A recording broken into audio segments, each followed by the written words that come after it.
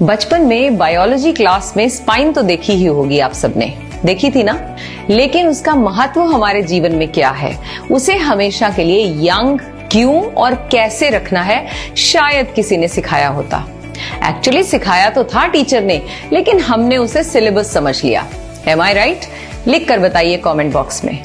Teacher ने बताया था कि स्पाइन के बिना हमारी बॉडी एक पल के लिए भी खड़ी नहीं हो सकती। दशकों से वैज्ञानिक रोबोट्स को इंसानों की तरह भगाने और चलाने में लगे हुए हैं, प्रयास कर रहे हैं, लेकिन अभी तक आर्टिफिशियल इंटेलिजेंस की इतनी तरक्की होने के बावजूद भी एक भी ऐसा रोबोट नहीं बन पाया जो दौड़ने में, चलने फिरने में, उठने बैठने में मनुष्य की बराबरी कर सके। नेचर की इस क्रिएशन को एक साइंटिस्ट की नजर से देखें तो हैरान परेशान होना स्वाभाविक है। अच्छा, एक बात बताइए, जब हम चलते हैं तो शरीर का सारा वजन कौन संभालता है? किसके सहारे हम उठते बैठते और चलते फिरते हैं? अब आप कहेंगे हमारे पांव। अच्छा, एक बात बताइए फिर, कौन नाचते समय, अगर हमारे पांव ही उन्हें कंट्रोल करते हैं तो नाचते समय हमारे पांव तो थिरकते रहते हैं, फिर सारे शरीर को संतुलित कौन रखता है? लिख कर बताइए कमेंट बॉक्स में। स्पाइन ही है जो हमारी बॉडी को बैलेंस बनाने में मदद करती है, चलने फिरने में, उठने बैठने में, दौड़ने में मदद करती है। देखिए, कुछ ऐसी दिखती है हमारी स्पाइन, कुदरत का अनोखा तोहफा। स्पाइन को फॉरवर्ड बेंड किया जा सकता है, पीछे किया जा सकता है, लेटरल बेंडिंग की जा सकती है, ऊपर की तरफ खींचा जा सकता है, किसी भी तरफ मोड़ा जा सकता है। अब क्वेश्चन है, इसे यंग बनाने के लिए क्या करें? उसके लिए हमें अपने मैट पर आना होगा।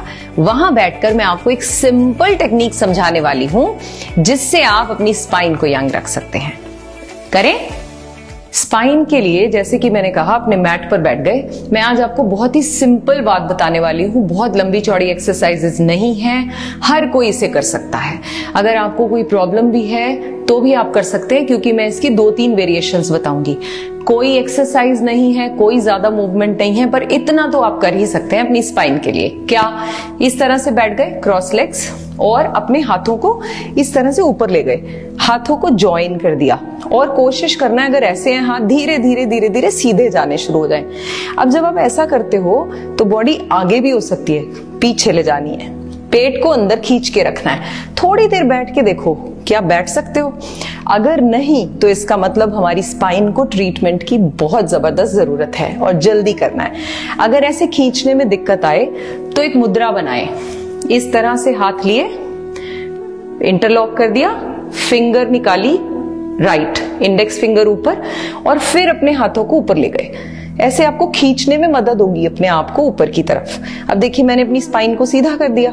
और ज्यादातर हम ऐसे बैठ के काम करते हैं, ऑफिस में हो या अपने लैपटॉप पर हो, या बच्चे जब पढ़ते भी हैं तो भी डिफॉर्मिटी होती है उन्हें, पोस्चरल।